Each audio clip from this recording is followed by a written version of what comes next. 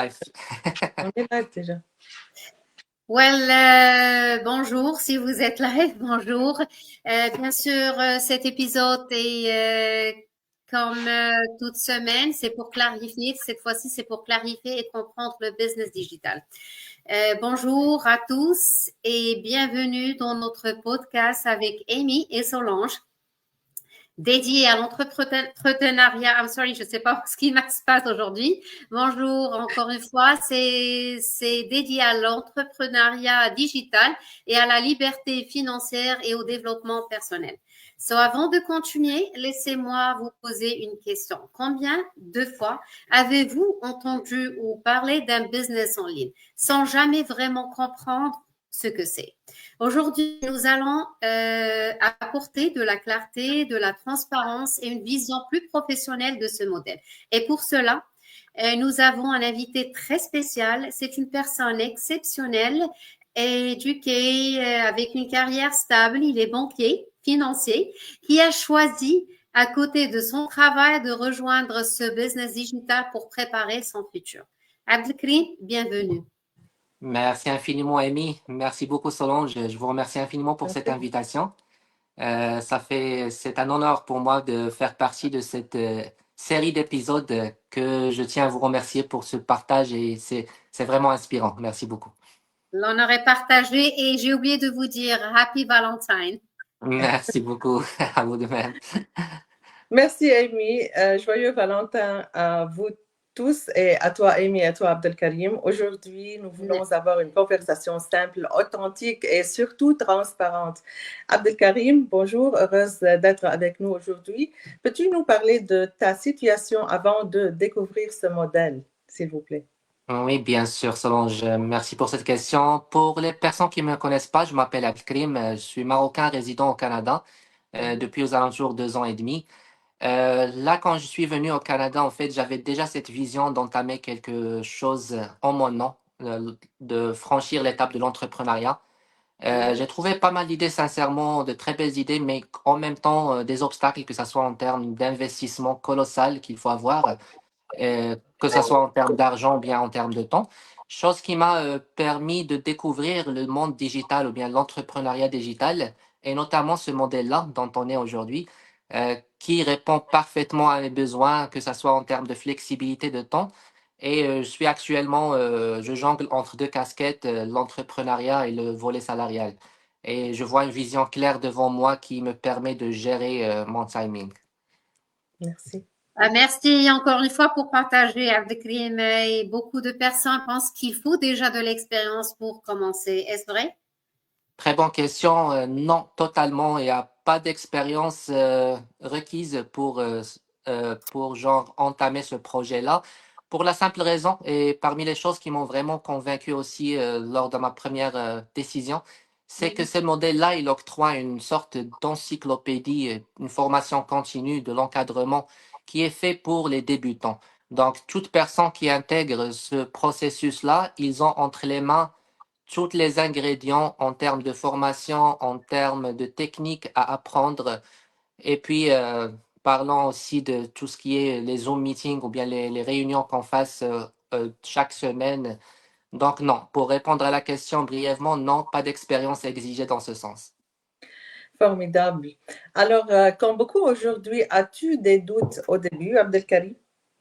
Oui, normalement, oui. Effectivement, j'avais pas mal de doutes. Quand j'ai croisé la première fois la vidéo, sincèrement, c'était ça a commencé avec la période de l'intelligence artificielle. Donc, je me posais des questions. Est-ce que ce sont des gens vrais? Est-ce que c'est légitime? Est-ce que c'est un... Et sincèrement, j'ai passé du doute à la concrétisation ou bien à la décision, du doute à la curiosité, en fait. J'ai commencé à me poser des questions. J'ai posé des questions aux personnes qui ont déjà commencé ce projet-là.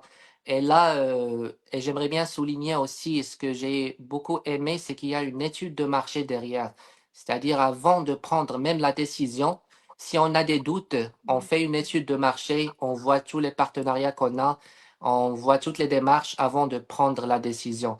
Donc, oui, ça m'a beaucoup aidé de passer du doute à la prise de décision et je suis aujourd'hui aux alentours de 250 000 ou plus d'entrepreneurs qui ont intégré ce process-là. Parfait. C'est certain. Et on est fiers d'avoir un partenaire comme vous, Monsieur Abdelkrim, et c'est un point essentiel. Ce n'est pas un emploi. Peux-tu expliquer cette différence? Très, très, très bonne question. Et par ironie du sort, ça m'a fait rappeler une petite discussion avec une personne qui était intéressé d'intégrer le projet. Il y pense toujours, mais il m'a posé une question. Il m'a dit, est-ce que dans ce projet-là, est-ce qu'on est payé par semaine ou par mois? Donc, ça m'a fait tellement rire, mais en même temps, ça m'a fait réfléchir parce qu'effectivement, il y a une confusion des gens qui ont cette confusion entre le volet salarial et le volet de l'entrepreneuriat. Non, c'est pas un salaire, c'est pas un emploi, c'est un projet comme tout autre qui demande un investissement dans ce sens et qui demande une sorte de réflexion personnelle pour pouvoir fructifier, que ce soit en termes d'argent ou bien en termes de développement personnel. Donc, il faut une vision de la patience et une certaine maturité, n'est-ce pas? Que pensez-vous? Effectivement, bien évidemment, oui. Ben, c'est une démarche sérieuse, une démarche qui permet aux gens de se développer en termes personnels et professionnels. Donc, il y a de l'intervention humaine, même Mhm. si on a un système vraiment très, très flexible qui fait un travail de 80 à 90%, si on ne peut pas dire plus.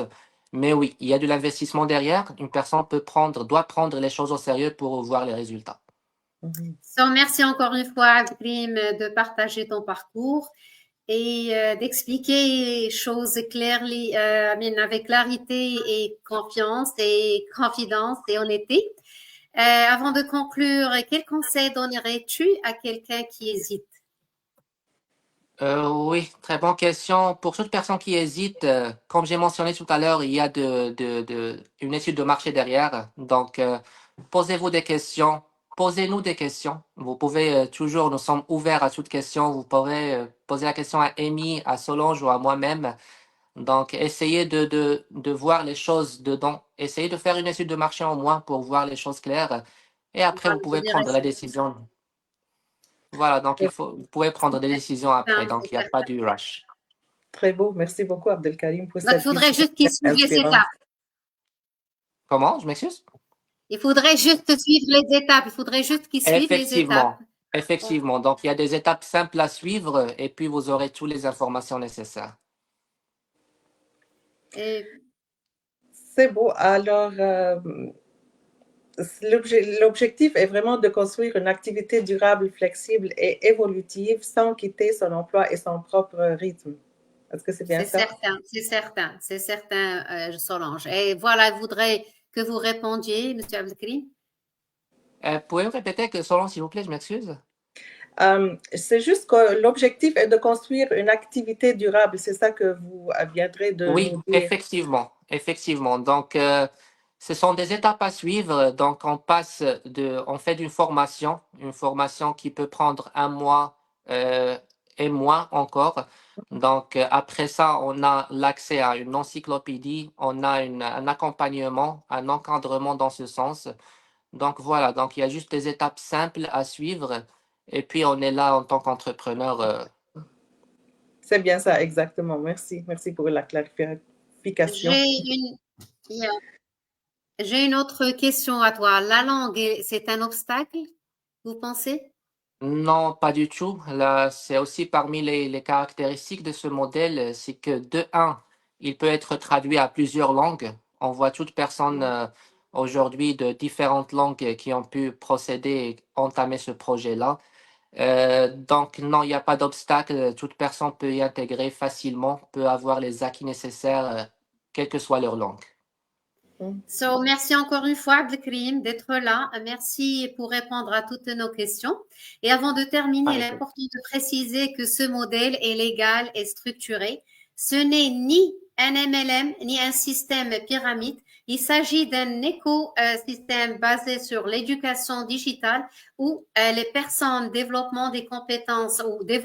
des compétences essentielles, marketing en ligne, communication, intelligence artificielle et stratégie digitale.